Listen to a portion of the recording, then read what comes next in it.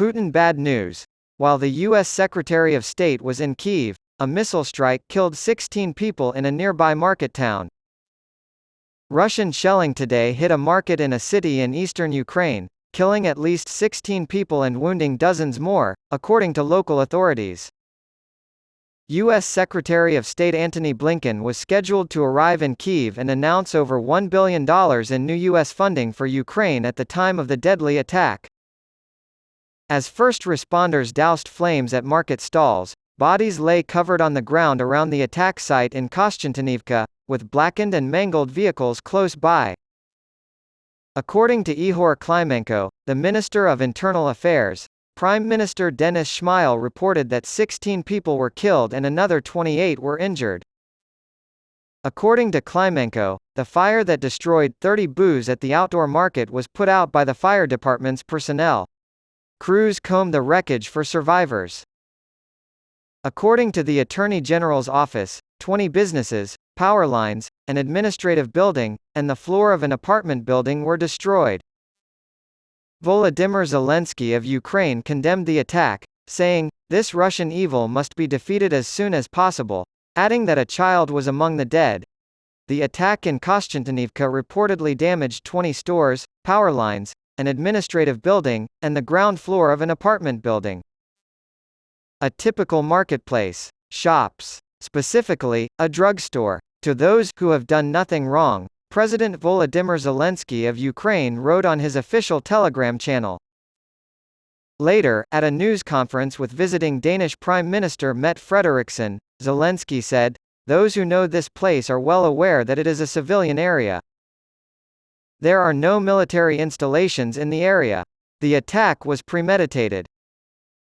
In visual form, the Ukrainian city of Kostiantynivka in the east came under attack from the Russians. Russian shelling on a market in an eastern Ukrainian city on Wednesday killed at least 16 people and injured dozens more, according to local authorities. Journalists from the Associated Press visited the Kostiantynivka attack site and saw blackened and mangled vehicles, as well as covered bodies on the ground and emergency workers putting out fires at market stalls. At least 16, according to Prime Minister Denis Shmyhal. According to Interior Minister Ihor Klimenko, at least 28 people were injured. According to Klimenko, the fire that destroyed 30 booths at the outdoor market was put out by the fire department's personnel. Crews combed the wreckage for survivors. According to the Attorney General's office, 20 businesses, power lines, an administrative building, and the floor of an apartment building were destroyed. U.S. Secretary of State Antony Blinken was in Kyiv to announce over $1 billion in new American funding when the deadly attack occurred. If you missed it, the Wagner Group is in the process of being labeled a terrorist group. After ministers condemned the devastating actions of the Russian mercenary group Wagner, it will soon be designated as a terrorist organization. The draft order to proscribe the group will be laid before Parliament on Wednesday, and Defense Secretary Grant Shapps has defended the lengthy process thus far. According to the Hot News website, which cited the Romanian broadcaster Antena 3 CNN, on Wednesday, Romanian Defense Minister Angel Tilvar said that pieces of a Russian drone had fallen on Romanian territory.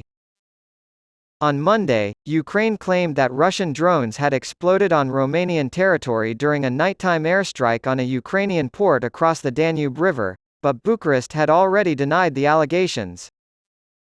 "I confirm that pieces which might be the elements of a drone were found," Tilvar reportedly said to Hot News. He continued by saying that there was no need to evacuate the area because there was no evidence to suggest the components were dangerous.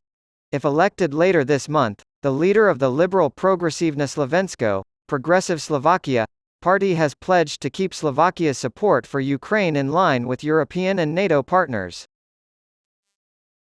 If former Prime Minister Robert Fico's SMERSSD party forms the next government, Progresivne Slovensko leader Michal Šimečka has framed the upcoming election on September 30 as a choice between continuity and a sharp change.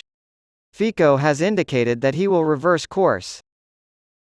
It would mean a turn to the east, Russia, and a threat of Slovakia's isolation, Šimečka, 39, said to Reuters over the phone. While Hungarian Prime Minister Viktor Orban has been a lone Trojan horse of Russian President Vladimir Putin in Europe, there is a real threat that Robert Fico would be his partner if he wins.